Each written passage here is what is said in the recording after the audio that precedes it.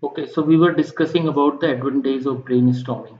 So this is second part. In this part, we are saying all ideas are being accepted. You are taking all the ideas.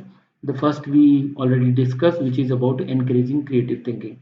The third one is like making with this brainstorming, you are making sure that everybody is part of the team and they feel like sense of ownership. They feel like they are part of and they are a very important part of the team. And the next process and next advantage is like it's very exciting, very easy, because you are getting to know the team in detail and you are discussing very detail each and every point, so it's really helpful. Also, we have some disadvantage of brainstorming. So what are those? So first is like it works wonderful when everybody has to say something and everybody has to contribute something in those meetings. Sometimes what happens, some person is new or some person don't have enough knowledge about that topic, and if they are coming in the meeting, then sometimes it doesn't make sense for them. But yeah, for the learning purpose it's good, but if everybody knows about the topic, that's really wonderful and they can put a lot of inputs into that. Then also the second disadvantage is like if you don't have right kind of rule and structure and framework, like what needs to come out from this discussion, or you don't have the moderator who is little strict and take the decision, uh, if it is not happening properly, then what will happen, the solution will take long time, you will not able to reach on the conclusion, and things will not be as great as we want. So that is another disadvantage of brainstorming. The another thing is like if the group where we are discussing on brainstorming, if it's too large, then also it's not effective, and we need to make sure we have right kind of group and right number of people, otherwise it will not be effective. And also in this kind of meeting, because there are so many people and sometimes emotion, and the people who are little emotional, if they are going on this meeting, so it is not helping and they might feel bad, and it's not good. So these are the little disadvantage of brainstorming, but still we need to do the meetings, and all these come under the brainstorming because you are doing and discussing all the good idea there. Okay, then now, the after advantage, disadvantage, we are talking like how to brainstorm. Now, like let's say you want a topic to be brainstorming.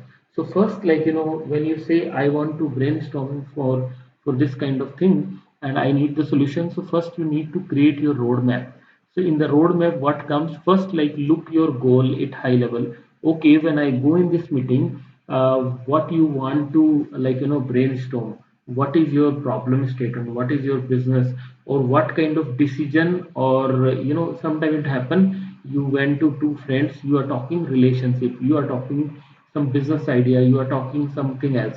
So you need to define your like kind of goal for that discussion, and what you are trying to come out as a solution, what you are trying to come out as a uh, kind of roadmap.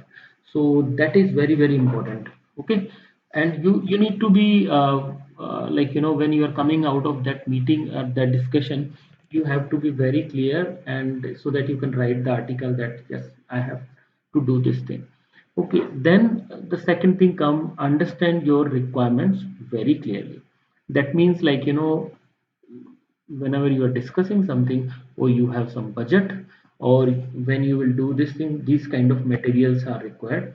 So let's say you are discussing the finishing product, but material itself is the challenge. So then you should have a brainstorm first about the material, then the finished product. But if you are talking about the finished product, that means you already discussed, you already know like how you'll get your raw material. So that is like one of the example I given.